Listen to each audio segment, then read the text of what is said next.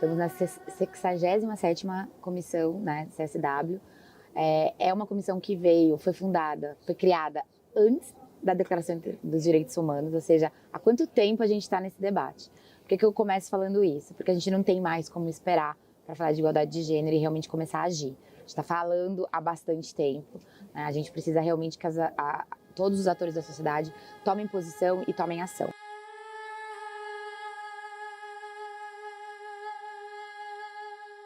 O propósito dos movimentos é justamente esse, é sair de um lugar só de discurso, sensibilização, que também é importante, a gente precisa mudar narrativas, a gente precisa construir uma nova gramática sobre esse tema, mas a gente precisa agir. E como que a gente faz isso? Com metas claras, compromisso público, com ações concretas, políticas públicas e privadas e indicadores que a gente possa medir, comparar e acompanhar. Hoje, quando a gente fala da inclusão financeira, por exemplo, a gente está falando de aproximadamente 34 milhões de pessoas que não têm acesso à inclusão financeira. Sobretudo, para além da inclusão financeira, eu acho importante destacar a cidadania financeira. E por que isso é importante? Hoje, quando a gente fala dos adultos economicamente ativos, ou seja, os que possuem conta bancária e que têm acesso a uma forma de receita, algo em torno de 74% estão em processo de endividamento. Então, cada vez mais se faz necessário a gente trazer o conceito de cidadania financeira, que é, para além de incluí-los financeiramente, a gente falar desse relacionamento com o dinheiro, né? De que forma que ele traz a educação financeira para o cotidiano, para a gente tentar, a curto prazo, começar a mover esse ponteiro desses números que são tão terríveis. Dados recentes do IBGE, eles demonstram que a maior parte da população brasileira se autodeclara preta e parda. Quando a gente vai para os dados de população em idade ativa, que são pessoas de 14 anos ou mais, empregadas ou desempregadas, hoje nós temos 28%, que é o maior percentual deste indicador, representado por mulheres negras, ou seja, pretas e pardas. Quando você vai para o mercado de trabalho, você tem mulheres pretas e pardas, né, empregadas na casa dos 13%. E aí a gente tem uma discrepância muito grande, né, entre o percentual de mulheres ativas, né, e o percentual de mulheres empregadas.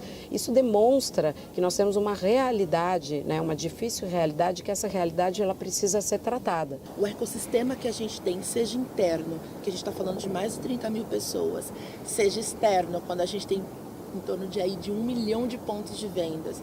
Como que a gente fala com essas pessoas, com esses clientes, qual que é o tom que a gente utiliza, como que a gente pensa os nossos produtos e serviços, como que a gente se correlaciona entende essas pessoas como pessoas, humaniza essas relações e olhando para dentro, que é uma empresa que a gente fala o que é sempre de resultado, de performance, a Ambev sempre foi muito reconhecida por isso. Então como que a gente está olhando para essas pessoas? Eu consigo olhar para essa individualidade e fazer um convite às pessoas a se autoconhecerem, conectarem com o seu potencial e poderem ter uma atuação mais efetiva. De que forma? Se respeitando.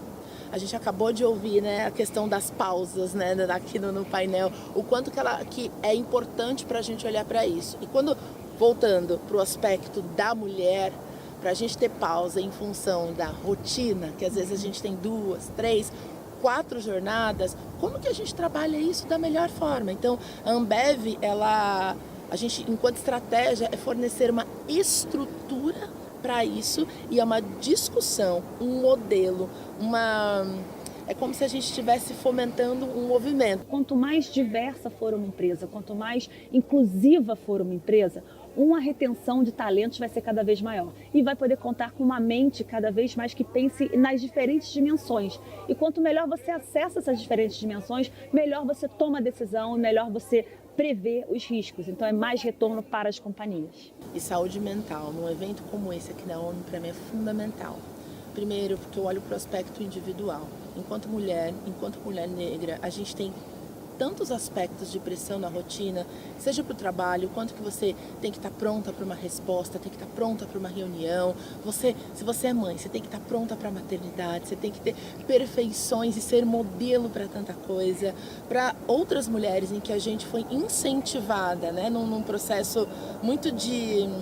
Como que é a palavra, quando a gente não é cordial com a outra pessoa, a gente fica muito numa rivalidade. O quanto que a gente para de somar, então discutir sobre isso é fundamental para a nossa própria existência.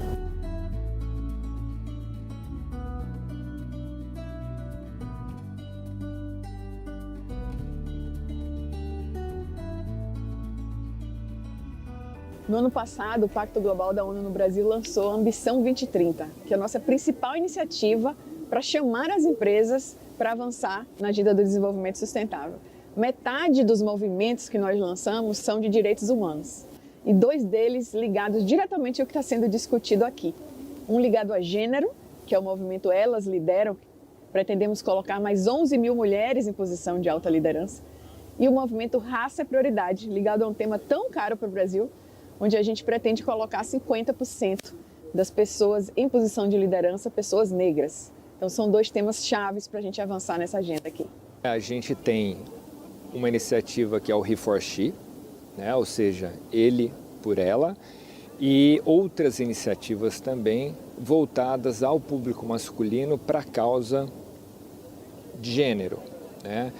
Isso é de essencial importância, né? Porque, gente, a gente tem que lembrar que hoje quem tem o controle, seja de empresa, seja de governo, seja do que for, é homem branco de meia idade.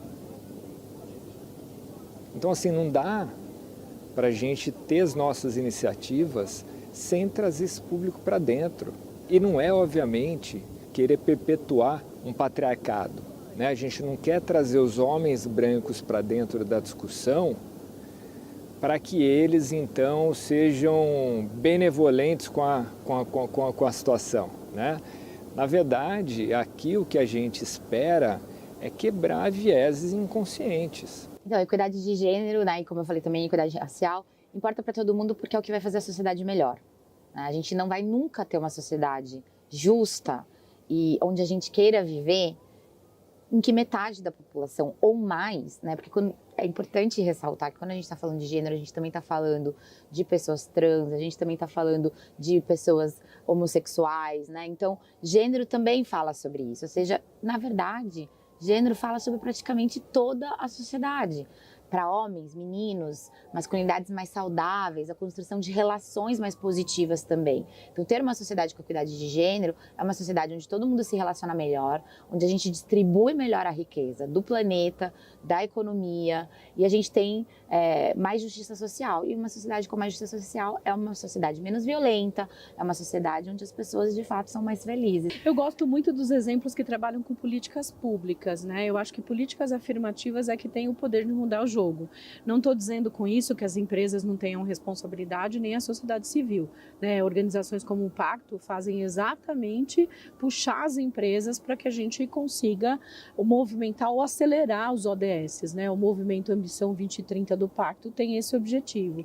Mas eu acredito muito que questões como que a gente tem, por exemplo, no Brasil, que a gente tem um país desigual, a gente tem um país que é o 7º país mais desigual do planeta, que as questões de direitos para as mulheres ainda estão muito longe da gente chegar perto de uma condição de equidade. Eu acho que políticas públicas são muito fundamentais. Vou dar exemplos muito rápidos, né? Aqui nos Estados Unidos tem uma política de compras inclusivas, onde eles dão prioridade para grupos minorizados, não só de mulheres, mas eles dão prioridade para grupos minorizados para venderem para grandes empresas ou até para o Estado. Por que isso é importante? A mulher precisa fazer dinheiro, precisa botar dinheiro na mesa, precisa sustentar a sua família e ter um espaço onde ela possa vender o produto ou o serviço dela, isso é bem importante. Então essa é uma política pública que a gente pode fazer e o que a gente faz lá na rede, no Instituto, é ajudar a empurrar essas políticas públicas.